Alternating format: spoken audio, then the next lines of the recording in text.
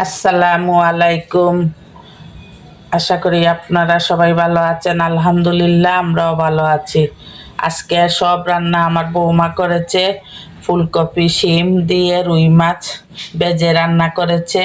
এই দেখেন মাশাল্লাহ অনেক সুন্দর তরকারি হয়েছে। ইনশাল্লাহ খেতেও ভালো হবে।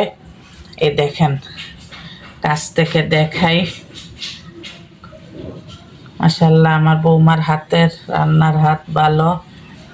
আর এটা হলো ডাল দিয়ে বেলেম্বু রান্না করেছে। ওর শ্বশুরের তো ডাল ছাড়া চলেই না। আরও সাথে থাকবে বেলেম্বু, আজকে ওর শ্বশুরের জমে যাবে খাওয়া। আর এটা রান্না করেছে পেঁপে ভাজি। এটা হলো আমার প্রিয় খাবার, আমার খুব ভালো লাগে পেঁপে ভাজি খেতে। আর এটা হলো আমাদের কালকের তরকারি, চাল কুমড়ো দিয়ে মুরগির হাড় গুড় দিয়ে রান্না করেছিল, একটু ছিল গরম করে নিয়েছে। এই হলো আজকে আমাদের রান্না বান্না। ভাত তো আর আছেই। আমার বৌমা আজকে আমি আর রান্নাঘরে আসিই নাই, আমার বৌমা সব করেছে। আমার বৌমার জন্য সবাই দোয়া করবেন, আমাদের জন্য দোয়া করবেন।